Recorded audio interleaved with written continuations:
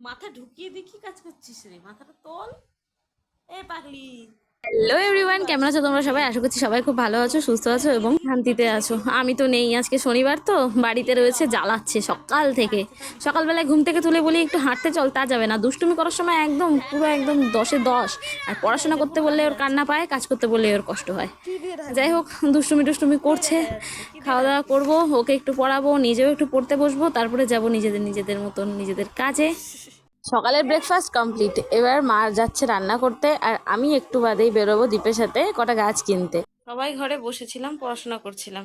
পুরো বিছানা এদিক ওদিক করে রেখে চলে গেছে সব কটা। আমাকে গোছাতে হবে।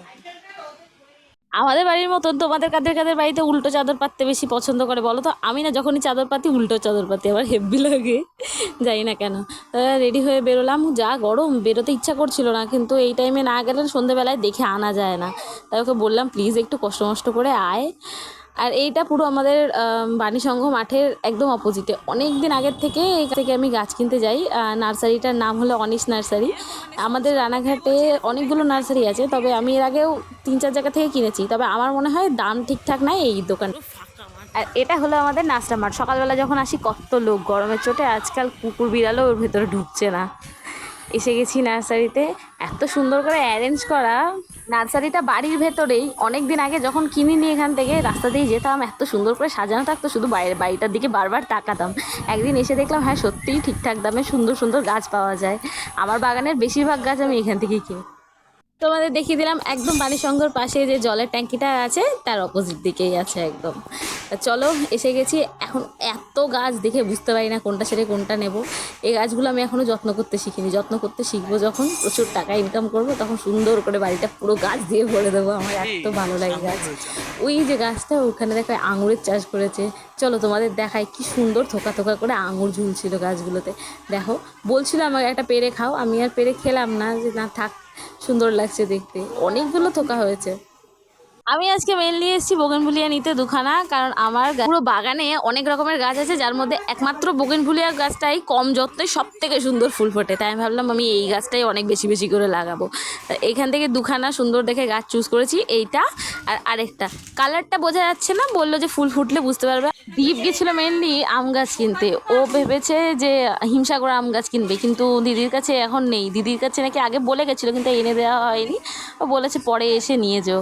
তোমাদের কারোর যদি হিমসাগরের ভালো গাছ পাওয়া যায় আমাদের রানাঘাটের মধ্যে, কেউ কেউ কোনো জায়গা জেনে থাকলে একটু আমাকে জানিও তো। এত সুন্দর সুন্দর জবা গাছ, আমি লোভ সামলাতে পারি না। আমার ওখানে এতগুলো জবা গাছের মধ্যে থেকে দুখানা জবা গাছ তাও পছন্দ হয়ে গেছে। এত লোভ লাগছিল কি বলবো, মানে লোকের খাবার দেখলেও লোভ লাগে, আমার খাবারের সাথে সাথে গাছ দেখলেও লোভ লাগে। এই ফুলটা এত সুন্দর ফুটেছে, লোভ সামলাতে না পেরে ওটাও নিয়ে নিয়েছি। আর আরেকটা দেশি জবা গাছ, এই যে এই পাশে অনেকগুলো দেশি জবা গাছের চারা ছিল, ওখান থেকে একটা দেশি জবা গাছের চারা নিয়েছি। চলো, মোটামুটি জিনিসপত্র তো কেনা হয়ে গেল। এই যে ওই হলুদটা নিয়েছে দীপ, আর এই লালটা নিয়েছি আমি। আর এই গাছগুলো দেখো, এই গাছগুলো পরে একবার নিয়ে যাব। এটা আমার বাড়িতে ছিল, অযত্নে নষ্ট হয়ে গেছে। জামরুলগুলো এত সুন্দর সুন্দর ফুটেছে, মানে হয়েছে, দেখেই লোভ লাগছিল। কি সুন্দর লাল লাল সাদা সাদা, একদম সুন্দরভাবে ওদের বাড়িটা এত সুন্দর করে সাজানো, যেদিকেই তাকাই শুধু গাছ আর গাছ। প্যাসেজ মতন এই রাস্তাটা আমার খুব পছন্দর। যদি আবার বাড়িতে কখনো এত সুন্দর করে সাজাতে পারি না, আমার মনটা খুব শান্তি হবে। ভীষণ ভালো লাগে গাছগুলো এত সুন্দরভাবে সবুজ সবুজ হয়ে থাকে সারা দিকটা। আমাদের রানাঘাটে বা রানাঘাটের আশেপাশে যারা থাকো, তারা কিন্তু এখান থেকে কিনতে পারো ঠিকঠাক দামে। খুব সুন্দর সুন্দর গাছ দিদি বিক্রি করে। আর এখানে অনেক ইনডোর প্ল্যান্ট আছে। আমাকে একটা বান্ধবী বলেছিল ইনডোর প্ল্যান্ট গিফট করবে, তাই তোকে দেখালাম। ঠিক আছে মৌমিতা, পরের বার সে যেন গিফটটা পাই। এই যে সব কিছু নেওয়া হয়ে গেছে, এবারও যাবো বাড়ি। বাড়ি এসে দেখি মায়ের ততক্ষণ পটল ভাজা বসানো হয়ে গেছে, আর এখানে কলমি শাক হয়েছে, সকালে আলুর তরকারি হয়েছিল ওটা কিছুটা রয়েছে, গরম গরম ভাত হয়ে গেছে। আর আজকে শনিবার যেহেতু পুরোপুরি নিরামিষ, এই যে মটর ডাল হয়েছে, এর মধ্যে রয়েছে পটলের পোস্ত। করতে গিয়ে মায়ের মনে পড়ে যে একটু কম হয়ে গেছে পটল, আরও কটা দিই। ওই যে সেদিন দেখালাম না পুদিনা পাতা মা এনেছিল, পুদিনা পাতার সাথে একটুখানি লঙ্কা দিয়ে আর নুন দিয়ে মা সুন্দর করে একটা চাটনি বানিয়েছিল, যেটা ভেবেছিল দই দিয়ে খাবে, কিন্তু খাওয়া হলো না, এমনি খেলো। বললো নেক্সট দিন আরেকদিন দই দিয়ে খেয়ে দেখবো, সেদিন আমিও খাবো। এই যে আমার পটলগুলো ভালো করে ভাজা হয়ে গেছে, তারপরে একটু সর্ষে আর হলুদটা দিয়ে একেবারে বসিয়ে দিলাম।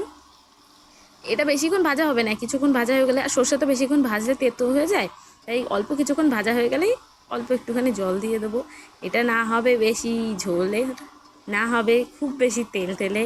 মাকে বলেছিলাম তেল অল্প দিতে, কিন্তু আমার মা আস্তে আস্তে মানে হাত খুলতে শুরু করছে আর কি। যখন দেখছে আমি একটু ভালো হচ্ছি, মা আস্তে আস্তে করে তেলের পরিমাণটা আর কি তরকারিতে বাড়াচ্ছে। যাই হোক, আমারও এটা প্রায় রান্না হয়ে গেছে। এটা একটুখানি ভাজা হয়ে যাক, ভাজা হয়ে গেলেই জল দিয়ে দেবো। আর তার আগে একটুখানি চিনি দেবো। এই যে কিছুটা চিনি দিয়ে দিলাম, চিনি না দিলে আবার টেস্ট হয় না ওই জিনিসগুলোতে।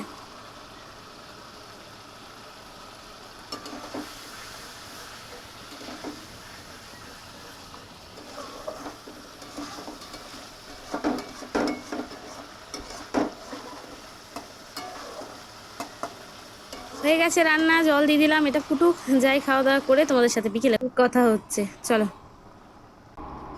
বাবু, বেবির প্লুরাল ফর্ম কি বাবু? স্পেলিংটা বল। এখন প্লুরাল ফর্মটা বলতে গিয়ে ওয়াইটা টুক করে সরিয়ে দিয়ে ঠিক করে দিল। তো একটু আগে দীপ লিখতে দিয়েছিল, ও নাকি ভুল করেছিল। দীপ আমাকে দেখাচ্ছে, দেখ কি লিখেছে। তা দীপকে বলেছিলাম একটা ফেব্রিক আমাকে এনে দিস, কারণ আমাকে একটুখানি কাজ করে কটা স্যাম্পেল দিদিকে পাঠাতে হবে। শুধু আমরা না, পুরো গাছপালাগুলো এবার হা হুতাশ করছে গরমে, আর পারছে না ওরাও টানতে, আমিও পারছি না। বাবা রোজ দিন ফোন করে বলে আমাদের এখানে বৃষ্টি কমছে না, আর আমি বাবাকে বলি তো আমাদের এখানে বৃষ্টি আসছে না। উত্তরবঙ্গে বেশ ভালো আছো গো, আমরাও যদি চলে যেতাম ভালোই হতো। ছোটোবেলায় যদি চলে যেতাম তাহলে মনে হয় এত গরমে এত কষ্ট পেতে হতো না আমাদের। যত দিন যাচ্ছে গরম তো বেড়েই যাচ্ছে। বললাম মাকে, মা চুলগুলো ওটা বেঁধে দাও, নাহলে আমি চুল সব কেটে ফেলবো। মা বললো আয় বেঁধে দিই। মায়ের চুল বেঁধে দেওয়া মানে তো জানোই, অর্ধেকের বেশি চুল ছিঁড়বেই। রোজ দিন বকা দেবে যে রোজ দিন কেন তেল দিস না। রোজ দিন তেল দিলে কি গরমে পারা যায়? তেলগুলো না আমার মাথা থেকে এরকম টপ টপ করে পড়ে মনে হয়। তা চুল টুল বেঁধে দিল, এই যে সুন্দর করে বেঁধে নিয়েছি। মাকে বললাম গুটিয়ে ফেলো, মা বলছে না সন্ধ্যেবেলা এখন আর গোটাবো না, তুই একেবারে রাত্রিবেলা ঘুমানোর আগে গুটিয়ে নিস।